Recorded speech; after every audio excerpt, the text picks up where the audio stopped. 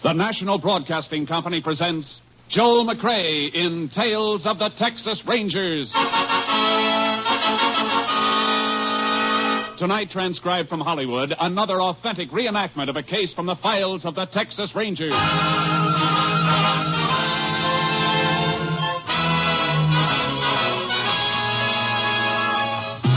Tales of the Texas Rangers, starring Joel McCrea as Ranger Jace Pearson. Texas, more than 260,000 square miles. And 50 men who make up the most famous and oldest law enforcement body in North America.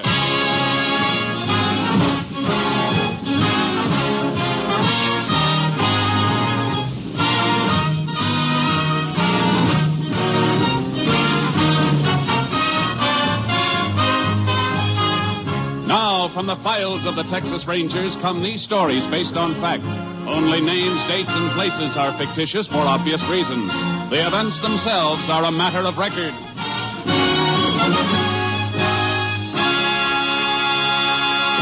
Case for tonight, Loggers' Larceny.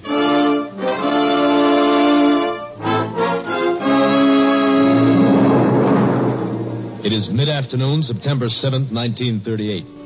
Two loggers employed by the Gulf Lumber Company are marking timber near a lonely stretch of company logging road in the Piney Woods region of East Texas. There. Cutting crew ought to be able to see that, Mark. Yeah. Well, looks like that's the last decent stick left in this stand of timber, too. Plenty more trees in the woods. Come on, we'll cross the creek and start working that stand up on the other side of the road there. We're already marked an awful lot of trees today. I think my axe is heavier than yours. I could do with a breather. Yeah, catch it on the run then. Come on. You'll get used to that axe. I told you I'd make a logger out of you. Just stick with me, kid. I'll put muscles like this on your arms. Hair on your chest, iron in your fists. Yeah, if I live through it. Bull, I'm about done in. Oh, man, that creek sure looks good. Yeah, don't let it fool you. Ain't fit to drink down here. Sawdust pile at the mill poisoned it. Well, what do we do, Wade? Sure, ain't deep enough to swim, is it? But he want to ride across piggyback. Hey, Bull, look. Huh? Over there on the other side. Up there against that old cut-over stump. That's the car. Yeah, upside down, all smashed up. Well, come on. Somebody might be hurt. Hey, Bull, that's one of the company cars on the mill. Yeah, I see. Sure is wrecked, ain't it? Yeah. Hey, smell that gasoline. Tank's busted wide open. Sure good thing there wasn't a spark. There'd been some fire if that gas had caught. Hey, look here, kid, in the front seat. Who is it, Bull? It's old man Hutton. What's left of him. It's the paymaster. Come on, we better get him out of there. No, we can't do nothing for him. But get a load of this bank bag.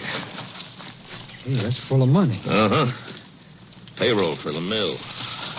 Bull, what are you doing? What are you stuffing that money in your shirt for? Look, kid, we ain't been around here, understand? Hey, you've got no right to that money. Who's got a better one? Who's even going to know it's missing? Unless you shoot off your mouth. You twist my arm. I'll twist your neck right off your shoulders if you let out one word. Bull, the law. Forget the law. Just remember you'll get the worst beating you ever had. You understand? Yeah, I understand. Yeah, that's being smart. Here, throw this sack back in the car while I get my shirt buttoned. But there's still some money left in it. Sure, all the coins and a few bills. No use being a hog, is there? Besides, this is going to look right. Throw it back in the car, I said. Sure, Bull. Sure. You got a match? Crazy Bull, a match with all that gasoline spilled around here? Wait and see how crazy. Give me a match. Okay. Here. There's only one left in the box. That's all you got? Yeah. Well, we'll make this some counting. Now, get back out of the way.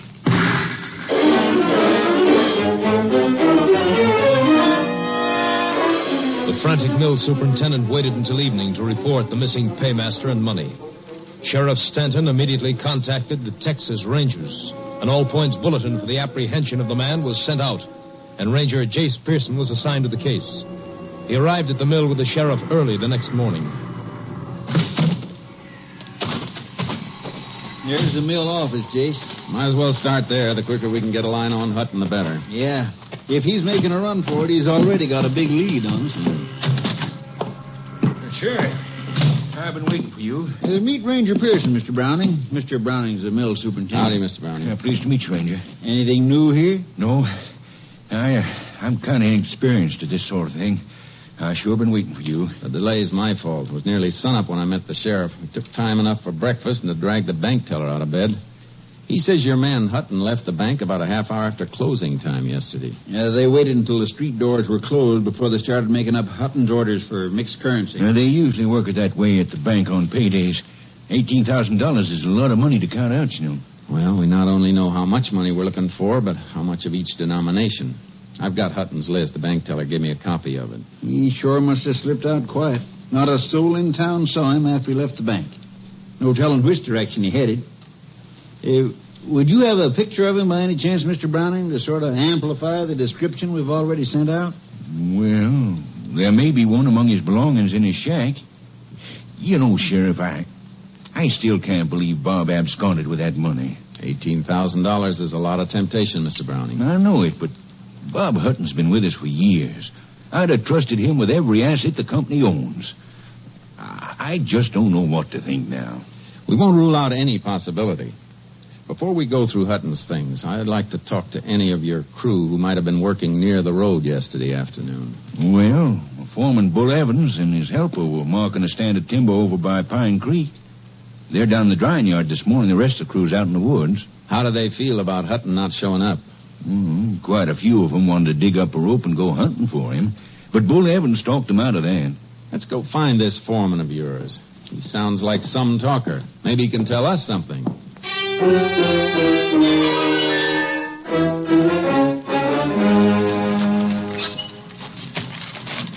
Put your shoulder to the dolly, kid. Here. Yeah, that's good. I will stack this load of sheathing beside that last bunch of 2-bys. Stand them on in and slide them in against the ridgepole there. Okay. This green stuff's as heavy as lead. Stack it up there straight. Want the whole blame rack to come down on top of you?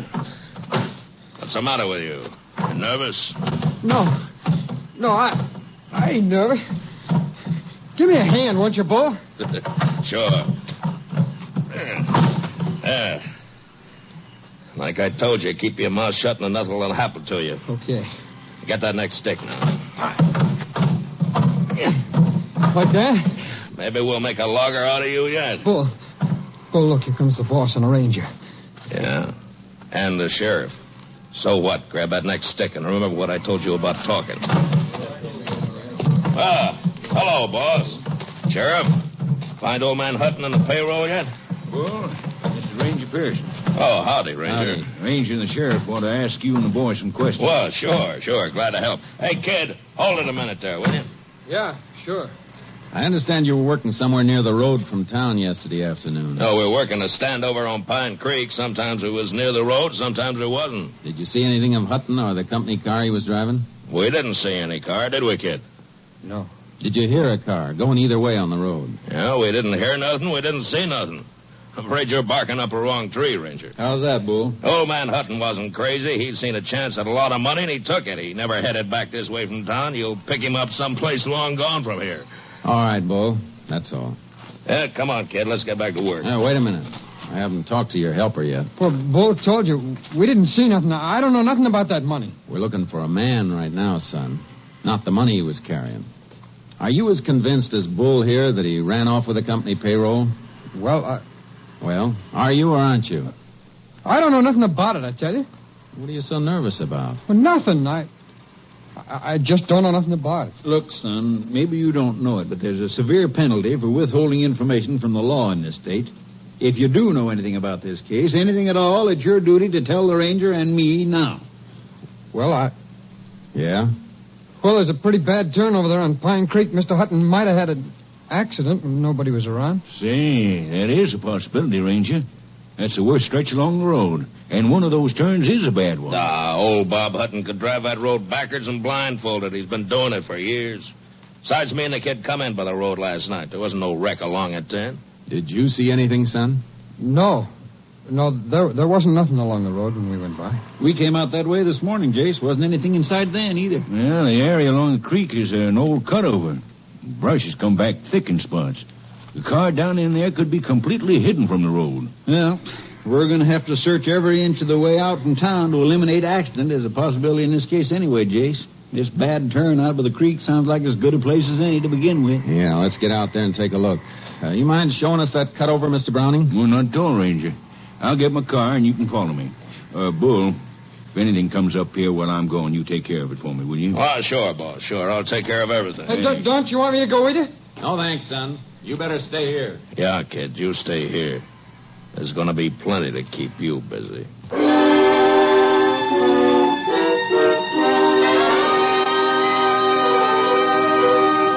Roadside tracks and broken brush near the bad turn on Pine Creek were so faint we nearly missed them. The car itself was completely screened from the road by brush. It was badly burned and lay upside down on an open patch of grass. The body of its driver slumped near the wheel. It's an accident, all right, Jace. Seems like. Good heavens. What a way to die. Marks indicate Hutton lost control when he left the road. Judging from the damage to the car, I think there's no question but what he was dead when the wreck caught fire. Well, I hope so. I told you I couldn't believe Bob Hutton would steal that money. Looks like you were right, Mr. Browning. Here, look in this window. Yeah. What a mess. There's your money, what's left of it. There beside the springs of that burned seat cushion. Oh, yeah. I see some corn rolls with the wrappers burned off. And that fluff of ash on top of them is what's left of the paper money. It's hard to believe it would burn that much. It was a mighty hot fire while it lasted. Even the body metal's warped all out of shape. Well, Jace, looks like it's back to town for us. I got to get an undertaker's wagon out here to pick up his body. I'll have to kill that all-points wanted bulletin on Hutton, too. Guess that'll about wind this up, huh? I'm not so sure, Sheriff. What do you mean? This just doesn't feel quite right. What doesn't? Finding this car like this. We might have looked for a day before we found it down here in this brush. Don't you have more to go on than that, Ranger? No, nothing more. Just a hunch. It seems like working on hunches would be kind of dangerous in your business. It usually is, for somebody. Come on, I want to get back to the mill. Well, what do you want to go back there for? You don't need a phone. You can use your car radio. Yeah, I know. But there's something funny about this. I want to get it cleared up. Hey, Sheriff, look out. Watch where you're stepping. What is it? That matchbox. Oh. Hey, wait a minute. What's so important about a matchbox? It could be plenty important. Here, look where it's lying. I don't get you, Jace. All right, look up there, Sheriff. That's where Hutton's car turned over. It slid down from there on its roof. The matchbox is right in the track, and it hasn't been crushed. Meaning it was dropped after the wreck. What? That's right, Sheriff. Let's see. It's empty. The last match was used and the box thrown away. Well, used for what, Ranger?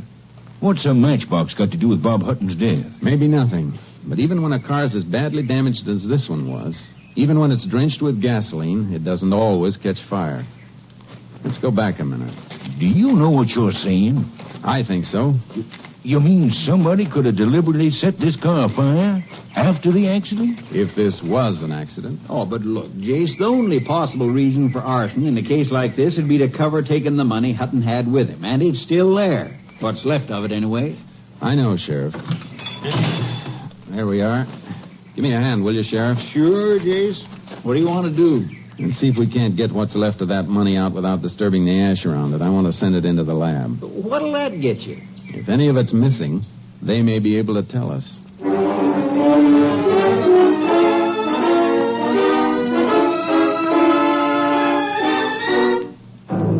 We removed the remains of the charred money bag and its contents as carefully as possible and packed them for transfer to the laboratory. When we drove back to the mill yard, Bull Evans was just coming out of the office.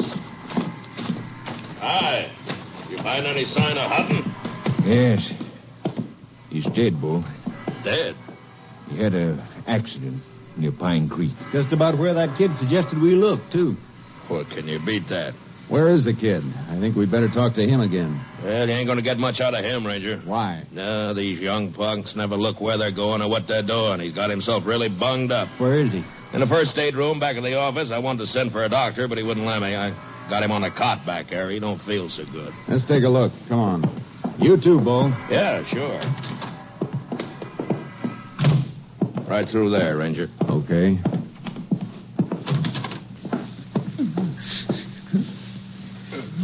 Easy, kid. Let's have a look at you. No. Leave me be. Why, his face is beat to a pulp. Bruises on his ribs and belly, too. What happened to you, son? No, go away. You better answer the ranger boy. What happened to you? Go on, kid. Tell him what happened. The drying rack. It fell on me.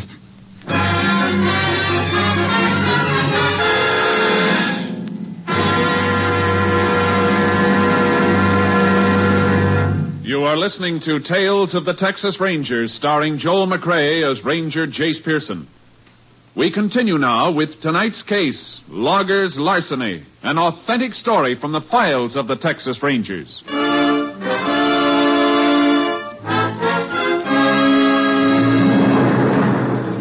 The kid was in no condition for further questioning. When we were unable to persuade him to submit to medical treatment, the sheriff and I returned to town and had a talk with the justice of the peace. The next morning, the sheriff attended Hutton's inquest while I waited in his office for a call from our lab at Austin. It had just come through when the sheriff returned. Sorry to be so long, Jace. Oh, I was comfortable, Sheriff. You got a nice office. Thanks. Inquest over? Yeah. Death by natural causes, I suppose. Yeah, failure of the heart. Doc says Hutton was dead when his car left the road. An out-and-out accident. Oh, look, Jace, it's like the JP told you last night. That matchbox don't mean anything. It could have blown in on those tracks. I guess this isn't my week for hunches, Sheriff. Well, the lab report came in, too. How did it add up? Coins in the bank sack tallied exactly with the withdrawal slip the teller gave us. Oh, how about the bills, the paper money? There were traces of them in the ash. The quantity was small and might indicate some paper money was missing, but it burned so completely the lab couldn't be sure. Yeah, looks like that's right. Yeah. Well, Sheriff, guess I better get started. So long, Jason. Thanks. See you again on another case. Yeah. Call us anytime you need us. You know, Sheriff, it still doesn't feel right. You know, Jace, it doesn't to me either. There's that matchbox. Sure, it could have blown in there, but that kid at the mill. Yeah? What about the kid? If he had a hunch Hutton's car was wrecked and where it might be, why didn't he tell his boss that as soon as he and Bull came in from the timber? Yeah, that's right. As it was, he didn't tell us till we dragged it out of it. That turn out there didn't have anything to do with Hutton's death. His heart quit. He could have gone over the edge anywhere along the road. Yeah, but, Jace, he did go over at that turn. Sure he did. And that's why the kid couldn't have known the car was there unless he'd seen it. Then Bull Evans and the kid were lying. But why? That's what we're going to find out. That and why the drying rack fell on the kid. Kind of funny two accidents should happen so close together. Come on, Sheriff. Let's get out to that mill.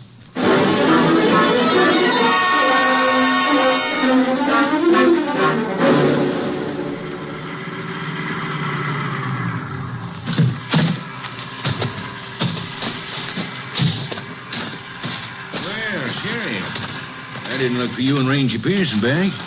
Something new come out? Not exactly, Mr. Browning. Just a few loose ends. I want to talk to that kid who was hurt yesterday. How is he? Oh, apparently a lot better than he looks. How's that? He was up for breakfast this morning.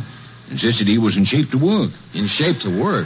That's what he claimed. Well, that kid was in shape for a hospital. Oh, Bull banked him up. He'd been taking care of him. I guess he ought to know. They around the yard here? Well, Bull didn't figure the kid was quite up to yard work. They went out with a felon crew. Together? Sure. Bull said he'd watch after the kid. Oh, he did, huh? Where are they?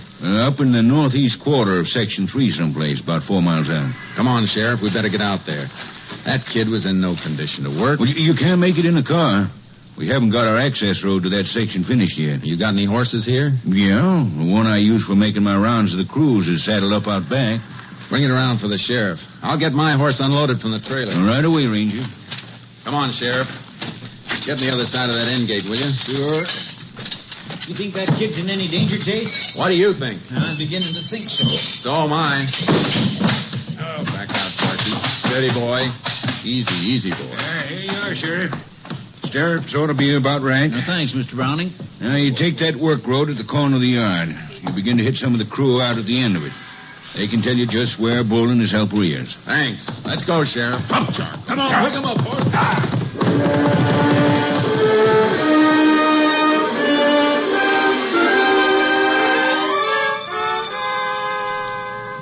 Following Mr. Browning's directions, we found some of his sawyers and axemen at work in deep woods.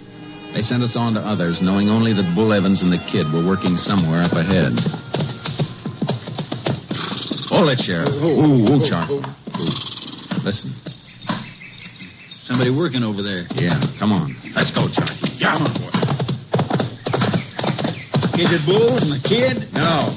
Ooh, Charcoal. Hey there. Hi. Howdy, Sheriff. Ranger. What you doing out here? Looking for Bull Evans and his partner. Boys down the line said they were up this way. Yeah, they were a little while ago. Where'd they go? Blamed if I know. Them two are crazy. Crazy? What do you mean? That Bull was working over there. You can see the cut he was making. Uh-huh. The kid wasn't worth much, bunged up the way he was, so he was just fooling around, kind of grubbing out a little brush. Well, Bull come over to bum the smoke off of me, and when he turned around, the kid was gone. Gone? Yeah, slipped off in the brush. Bull hollered for him. When he didn't get no answer, Bull took right off after him, swearing fit to make old Paul Bunyan turn over in his grave. How long ago? 10, maybe 15 minutes ago. Come on, Sheriff. Hey, look, what is all that? Tell you later, son. Come on, let's go. Lift him, son.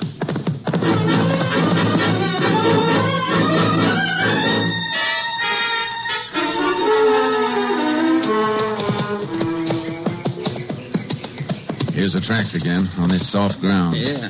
Ooh, Charcoal. Wait a minute, Sheriff. Steady, boy. What do you make of it, Jace? I don't like it. Where do you suppose that kid's heading? Yeah, beats me. Wherever it is, he's sure heading there in a straight line and hard as he can go. Yeah, with Bull apparently right behind him. Makes about as little sense as that drying rack falling on him yesterday or Bull talking him into reporting for work this morning. What's between the two of them? That's what we got to find out. Tracking us too slow. We're losing too much time. That's pretty thick timber ahead. It ought to slow him up some. Won't be much to follow when we get in there in those pine needles either. Jace, maybe we better split, sort of spread out. That way we'll be... Hey, hear that? Somebody in there's got a gun. Come on. Get up, Charcoal. Jump. You know, I'm betting it's Bull. Sounds like the shots in the middle of that timber stand. It's a bad place to work blind, Jace. Yeah. You might miss him complete in there. Possible. Look, Sheriff. You cut around the timber the other edge in case somebody breaks out in the clear in that direction. I'll head straight for the sound of those shots. Try to box him in, huh? Worth a try. Come on, Charlie. Come on, Timber Horse, let's go.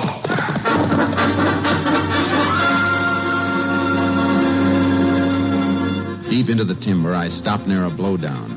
A huge living pine tree blown over onto the ground. I wanted to listen for movement, but I knew an armed man was somewhere ahead of me, and Charcoal seemed to sense my tenseness. Whoa, Charcoal. Steady, boy, steady. Take it easy, Charky. Confound it, what are you shying away from? Whoa, boy. All right. Crawl out from under that blowdown. No, don't shoot. Nobody's going to shoot, kid. Crawl out of there. No, get away, will you? Leave me be. He'll kill me if he finds me. Get hold of yourself, kid. Who'll kill you? What for? Bull. He almost caught me. You're all right now, son. Come on out. He shot at me. I crawled in there and he lost me. He ran on past. I heard him. But he'll be back. You better tell me why he's after you. Come on, spill it quick. Oh, I saw him take the money. From Hutton's wrecked car? Yeah, we came down to the creek and there it was. He took the money and threw a match into the gasoline. He burned the car. Mr. Hutton's still in it. Come on, settle down. Take it easy. Hutton was dead when his car left the road. Why didn't you tell us about this yesterday when we asked you? Well, I tried to tell you, but Bull was standing there watching, listening. And look what happened to me afterwards. That accident at the drying rack? The accident. He pushed the rack over to make it look that way. Afterwards, he beat me and almost killed me. Came close enough. Why didn't you sneak out to Mr. Browning with your story last night? I never got a chance. Bull got a gun out of his possibles bag and kept it under his blanket all night, pointed at me. He never slept a wink. I had to get up this morning and make it look like I wanted to come out here to work with him. Why'd you head in this direction when you made your break this morning? Well, I figured if I could get to the money and get it back to Mr. Browning, this would all be over, and, well, then I'd be safe. You know where the money is? Yeah, it's in an old stump in a draw between here and the road. Come on. Charcoal will carry double. We got some riding to do. I could understand the kid's terror. A professional criminal knows the odds against him and seldom goes beyond a certain limit. An amateur is like a man in quicksand, more desperate with every step and more dangerous. There, that's the stump right over there. Oh, Charky. Oh, boy. There's a hollow on the other side of it. Hurry up, will you? Uh-huh. Take it easy, kid. Charcoal made a lot better time than Bull could have made on foot. Besides, he's still probably looking for you. Well, maybe he's been here already. We'll soon see. Yeah, it's here, all right. Can't you hurry? Hey, this is a pile of money. Yeah, I know. Come on. All set, kid. Just as soon as I stash these bills away in my saddlebags. This is what you call valuable evidence. And this is what's called a gun, Ranger. Bull! Praise both of you. You're making a mistake, Bull. You've made yours. Drop them saddlebags. You ain't getting that money. It's mine. Now drop them.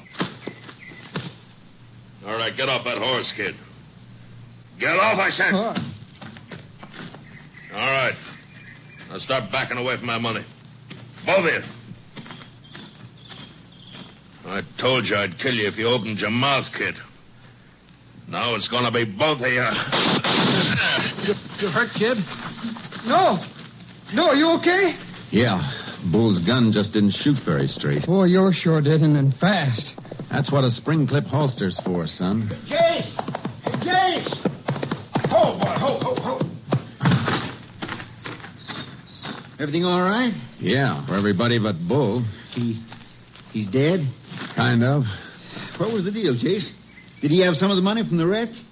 Show him what's in the saddlebags, kid. All right. Here, Sheriff, take a look. Looks like he had it all. How deep was the kid here in with him? I reckon that's something the court will have to judge on the evidence. Here, give me a hand, Sheriff. You'll hang Bull across your saddle. He's got one last ride coming.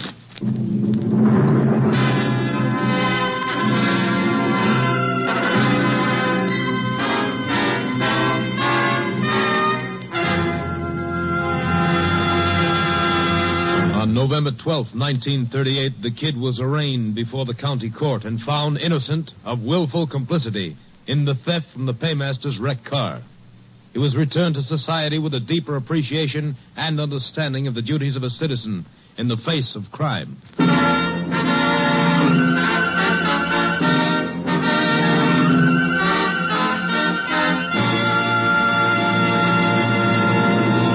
And here again is the star of our show, Joel McCrea. You know, we're awfully grateful to you people for the nice letters you've sent in.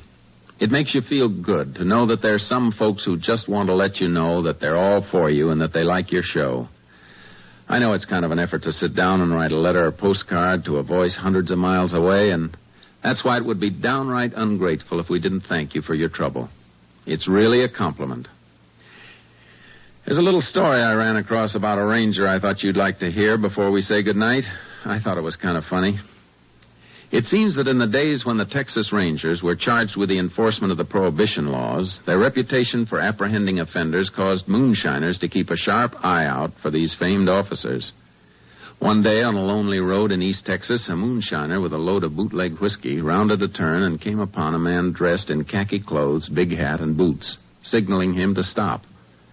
Frantically, he grabbed a wrench and broke all 10 of the 1-gallon bottles of whiskey. Turning to the man in the road, he called, "You can't arrest me, Ranger. You ain't got no evidence." "What do you mean, fellow?" replied the Texas Ranger. "I have a flat tire. Can you loan me your jack?" Good night, folks.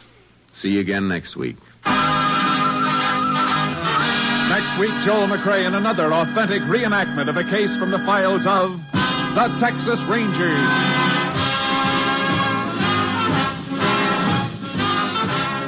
Joel McCrea is currently seen starring in the Universal International Technicolor production Frenchie.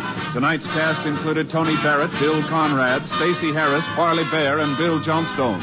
This story was transcribed and adapted by Tom W. Blackburn, and the program was produced and directed by Stacy Keach.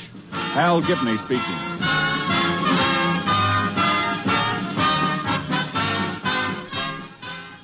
Three chimes mean good times on NBC. Monday is for music, the best in music on NBC. Tomorrow evening, the telephone hour brings you contralto Marian Anderson as guest soloist. And for a melodic blend of light classical and classical music, you're invited to the second concert in a new Monday evening series by the Boston Pops under the baton of Arthur Fiedler. Now, Jack Parr with the $64 question for more good times on NBC.